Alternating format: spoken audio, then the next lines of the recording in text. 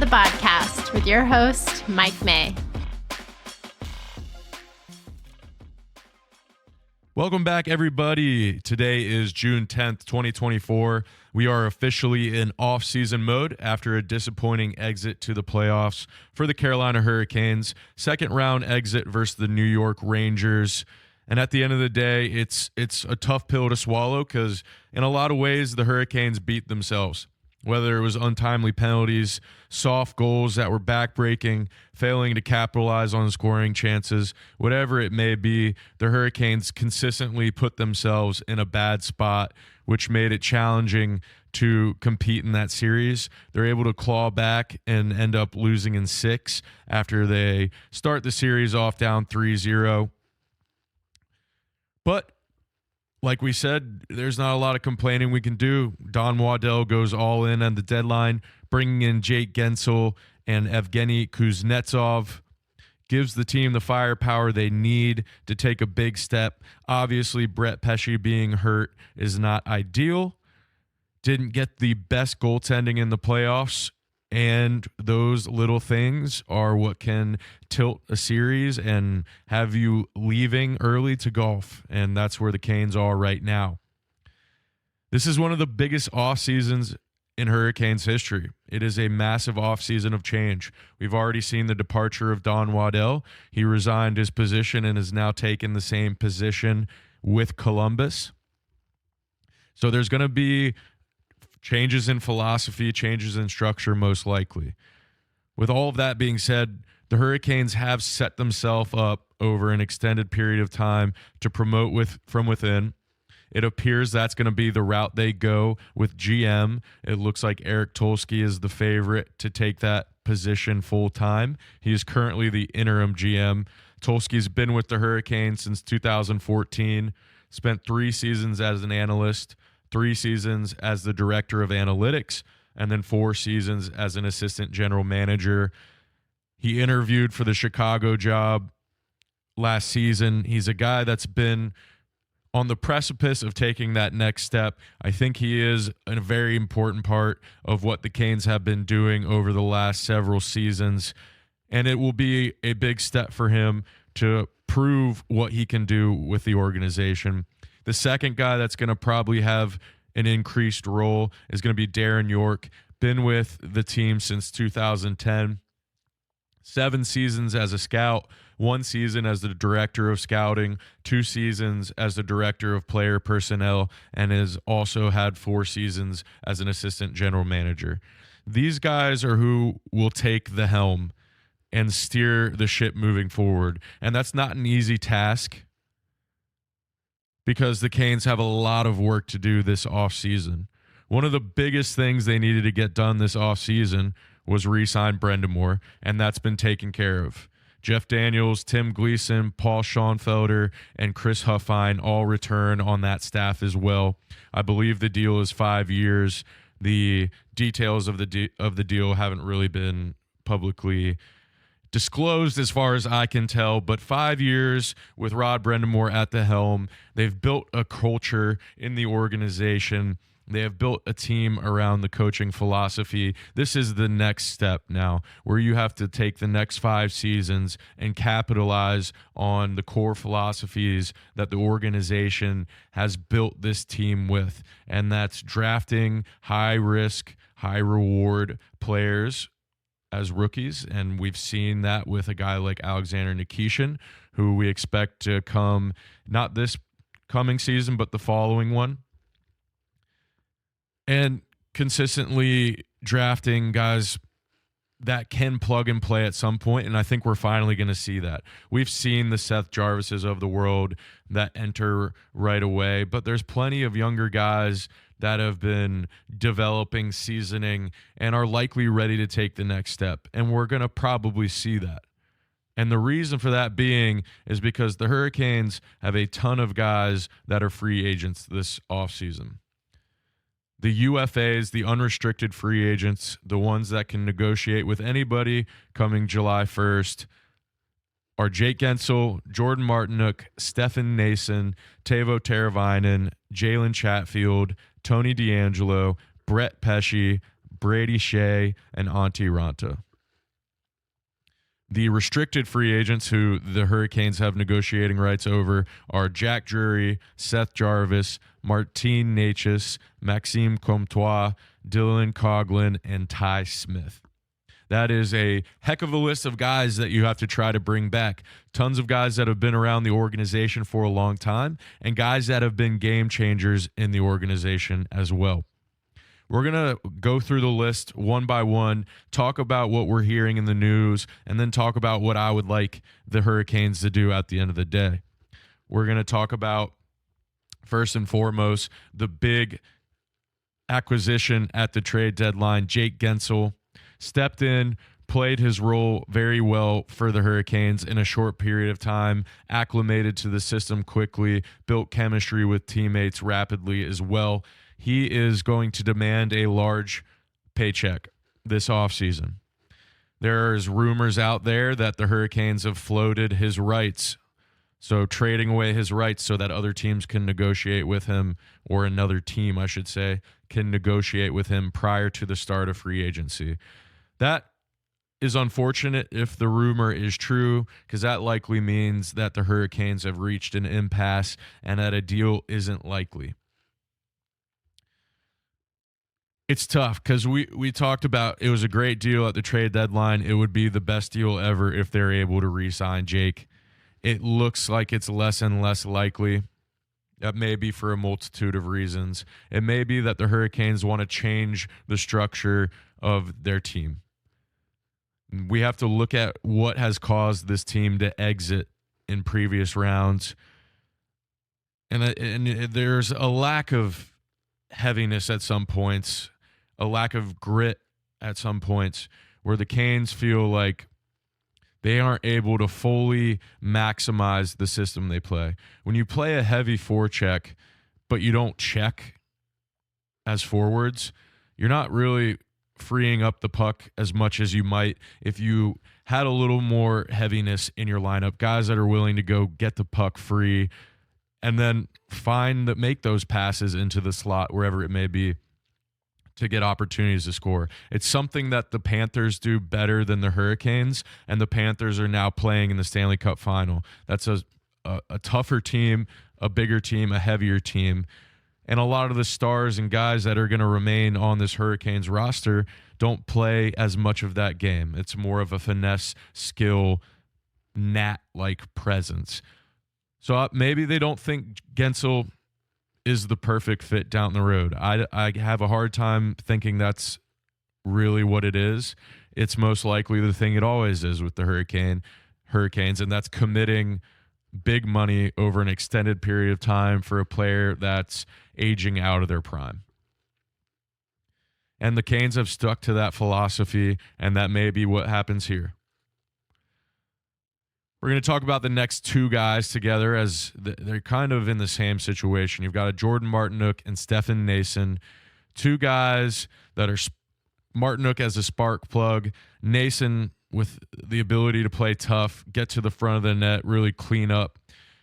Both have had really great jumps in their career, and they're due a pay raise.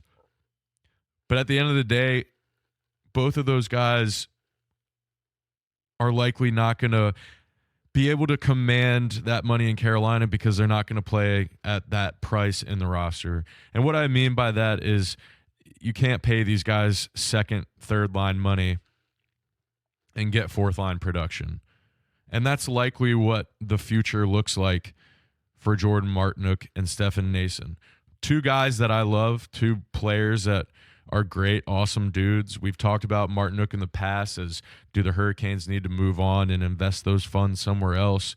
Noesen is a guy that the Hurricanes scouted and brought in on a bargain deal, and he's turned his career around and looked awesome. And I expect the Canes to go back to that bin again and try to find another guy built in that same mold. We've already seen the Hurricanes re-sign Brendan Lemieux. He's a player that I think could play a little bit better next year if he was given more consistent ice time and was playing regularly. I think that he could plug in and be a difference maker. So I have a hard time seeing the Hurricanes keeping Martinook or Nason unless they were willing to take a very team-friendly deal, and neither of them should. They're at the point in their careers where it's time to get likely what could be their last major payday, and they should both go do that. And I know that's hard for a lot of Canes fans to hear, but it's the reality of professional sports. These guys have to take care of themselves, and simultaneously, the organization has to do what they can to put out the most competitive roster they possibly can. And at the end of the day, paying everybody top dollar makes it very difficult for you to ice a team that has the potential of winning the Stanley Cup. Moving on, Teuvo Teravainen. This is a weird one for me. I love Teuvo. I think Teuvo's a great Hurricane. I think he's been a great Hurricane. I don't know exactly what the market's going to look like for him, but I know there are going to be tons of teams that appreciate the experience he has with his ability to come in and, maybe guide along some younger players. I would assume the market would be pretty hot for a player with his resume and abilities. Maybe Sebastian Aho's able to convince Teravainen to take less. Do the Canes have Teravainen in their long-term plans? I would think Rod Brind'Amour would be happy with having Teuvo in the lineup for this foreseeable future, but you never know. I personally would love to see him back in Carolina. I still think he's a guy that gives you second, third line utility. As long as you can pay him accordingly, he's a player that I would like to keep around. I think he has enough in his toolkit where he can contribute on the penalty kill, power play, and at 5-on-5. And at the end of the day, those are the guys that you want to keep around, and that might be an opportunity for the Canes, depending on what the contract looks like. Next on that list, Jalen Chatfield.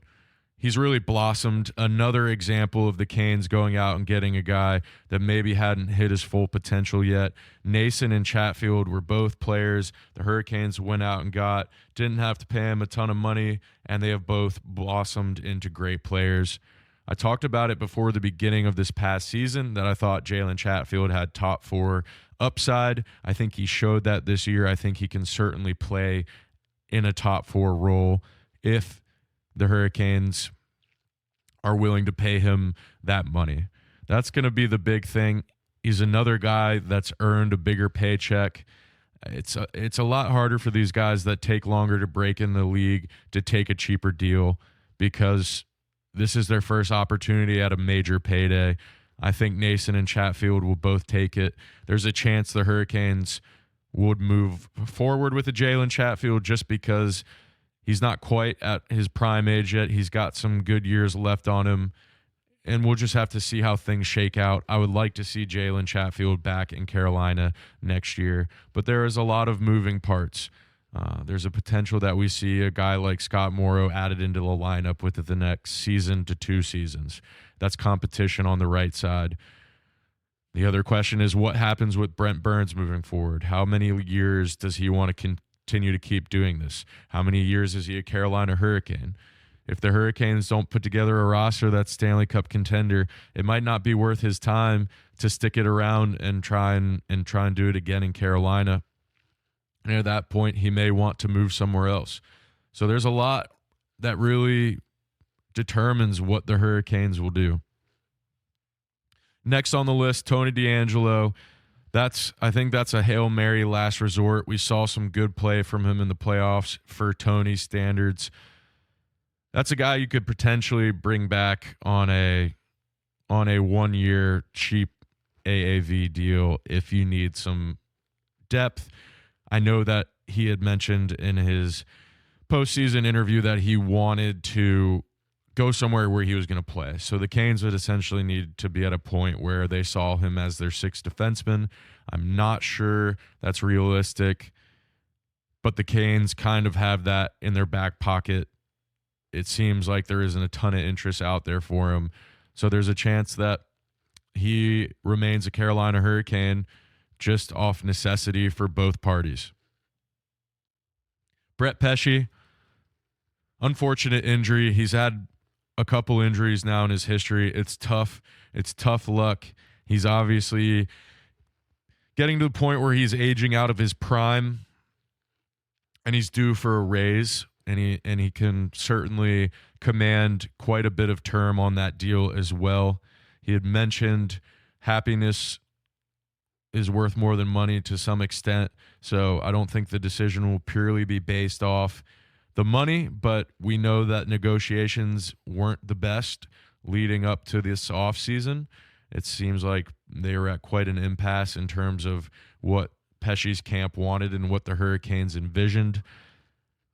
There's potential that maybe things shake out in a different direction.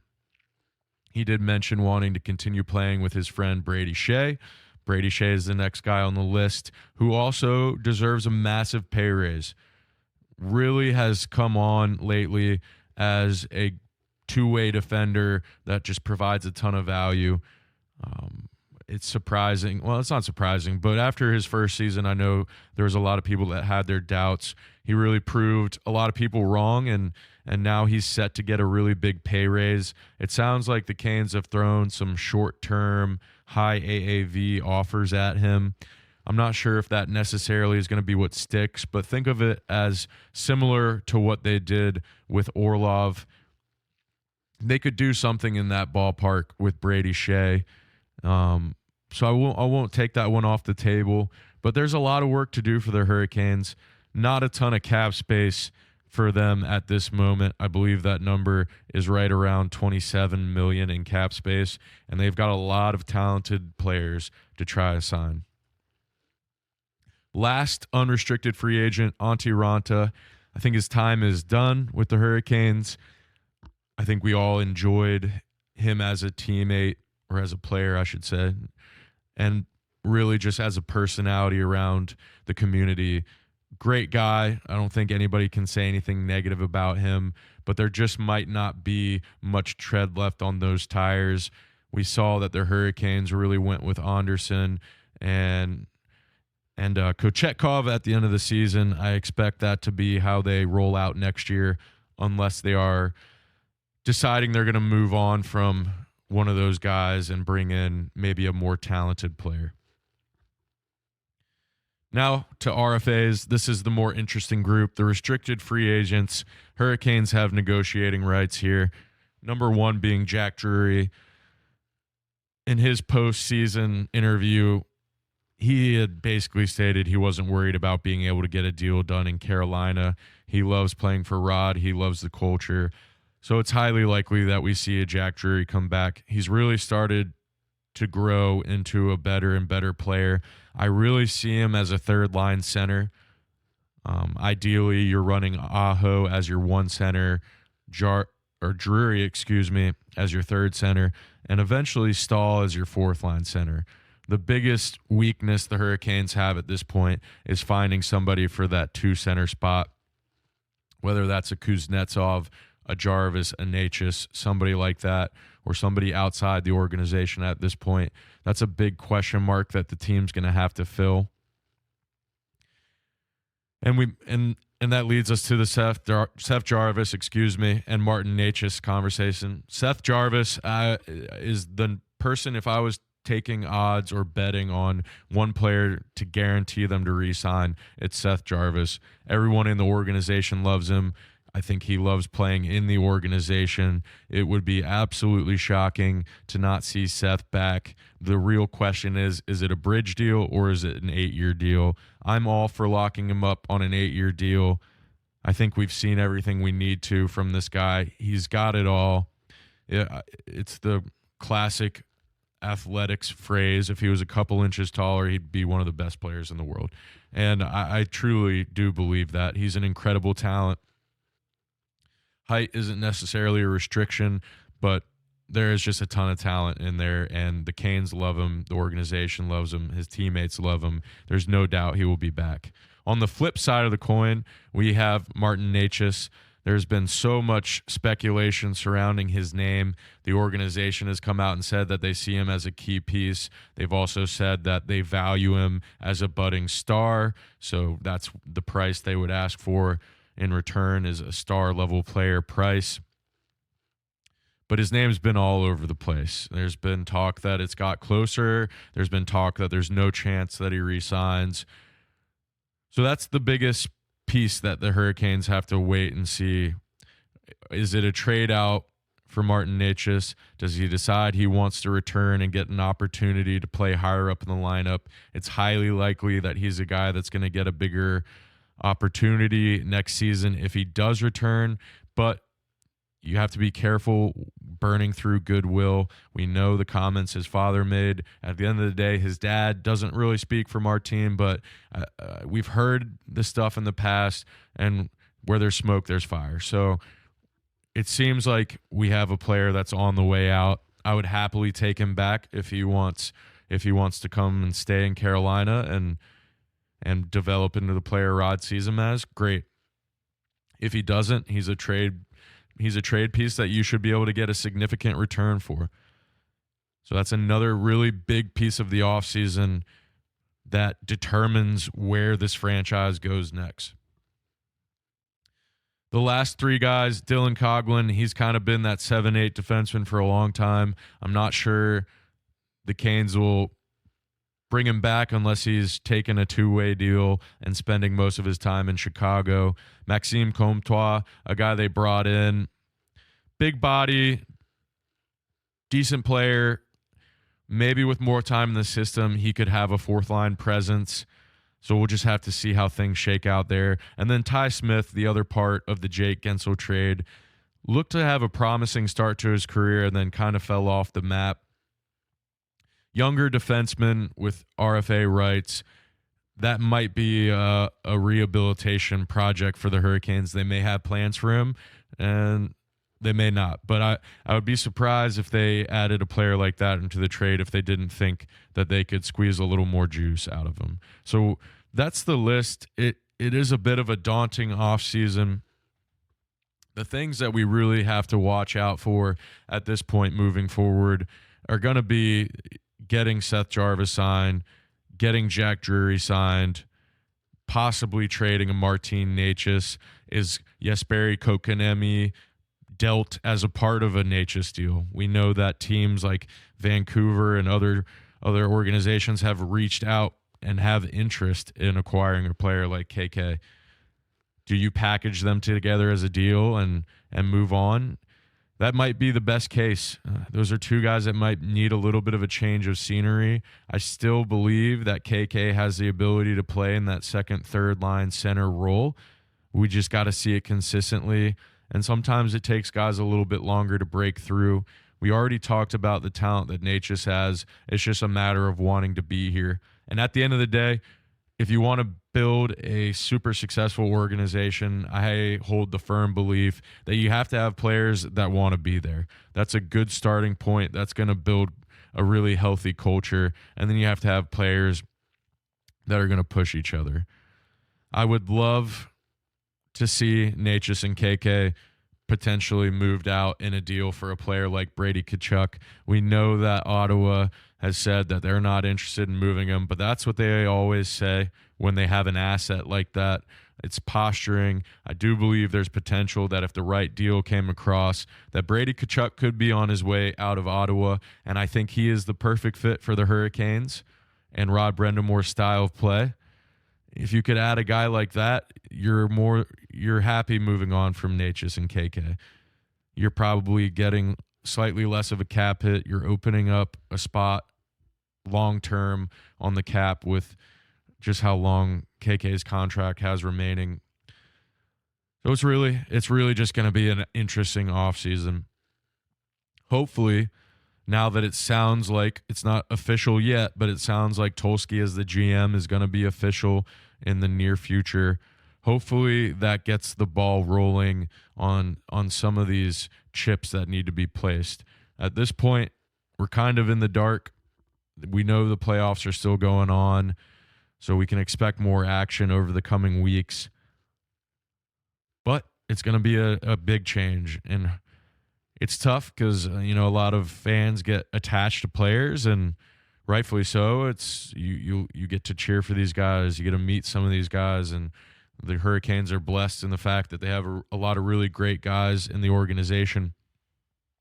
But at a certain point, it's a business. The job for management is to win. The job for the players is to be in the best situation they can be for their long-term future, and whether that means taking a deal to stay somewhere your family loves, or if that means taking more money to secure your financial future, it is what it is, and we have to respect the decisions that the players make and that management makes. We might think that the strategy is cheap, but at the end of the day, you can't argue with the results. 6 consecutive years of playoffs is something that a lot of Canes fans probably thought they would never see, and we have it. And there's stability within the organization, and things are being done the right way.